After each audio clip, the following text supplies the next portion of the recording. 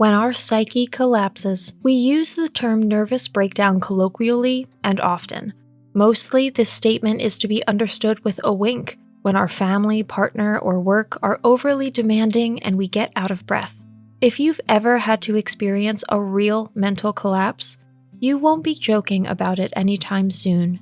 Very few people know that a nervous breakdown in real life is not always accompanied by an outburst of rage or throwing dishes or furniture around.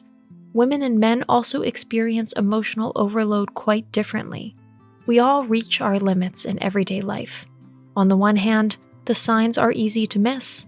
On the other hand, we are usually so caught up in our routine and all our obligations that we simply don't find the time to listen to ourselves and recognize when the breaking point of our psyche has been reached. There is no question that it exists. It is different for every person.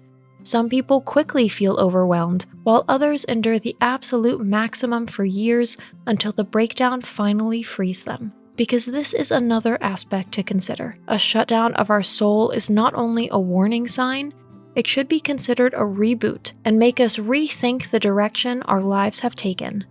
We'll introduce you to 8 early warning signs that herald a nervous breakdown in today's video. If you like our videos, feel free to support us with a thumbs up, subscribe to Psychology and Mind, activate the bell for notifications, and get excited for new videos uploaded every day.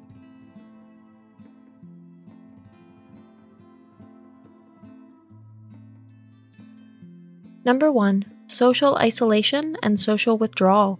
When we're mentally and perhaps emotionally overloaded, the last thing we need is more outside input. We've reached a manageable limit with our lives, so we avoid anything that might cause us additional stress, might look at us and see that we are not doing well at the moment. We are ashamed of not being in control of ourselves and our lives. Therefore, we retreat, take refuge in excuses, and avoid social contact wherever possible. Number 2. Excessive irritability. On the verge of a nervous breakdown, the ice we walk on every day is thin. But not only for us, our environment also gets to feel this fact. The traffic in the morning, the indecisive people in the supermarket in front of the refrigerated shelf, the complicated work colleagues or partners and children who literally pull our last nerve, those who still notice that every little thing leads to a sheer apocalyptic outburst of rage can still see the need for action. However, if we are so caught up in our emotional chaos that we would like to beat everything to smithereens, we are on red alert. Number 3. Worry after worry weighs us down. What usually overwhelms us and robs us of sleep are the everyday hardships and worries that everyone carries around with them. Even if they are basically manageable and we can reasonably juggle all the balls that life has thrown at us, this does not mean that this is a permanent condition. We can deal with grief and anxiety for a while. We somehow manage to pay the bills, manage the doctor's appointments, balance family and career to some degree, and make sure each day goes by. Only once does the point come when a cog in the wheel slips out of place, a domino falls over too soon, and a step in our meticulously thought-out survival plan fails. Then, the fragile house of cards collapses, and we suddenly no longer know where our heads are. Mental overload is not an avalanche that spontaneously bursts upon us. It is more comparable to a tsunami that has been brewing far out at sea and is moving toward us in deliberate silence, but nevertheless with destructive force. Number 4. Sleep is out of the question. We all know phases of insomnia. If it becomes a permanent guest in our lives, it is also a clear early warning sign that our peace of mind is currently not at its best. If we can't get much or any sleep for several nights in a row, our inner balance is clearly disturbed. Number 5. Chronic fatigue and exhaustion. When things get too much for us, we feel it in every bone. We then just drag ourselves through our days and would prefer not to leave bed at all in the morning. Unfortunately, that's a real option for very few of us. Most people have to function, if not for themselves, then for others. If every day seems like an agonizing struggle and you feel like you are numbed, be careful. This condition is not without reasons similar to that of zombies in horror movies. You are then literally among the living dead. At least, that's how it feels. Number 6, shortness of breath. Our body is a real miracle. It can survive a lot and withstand injury and heal itself. However, it also shows us its limits quite clearly. In the case of an imminent nervous breakdown, for example, we suddenly can't breathe anymore.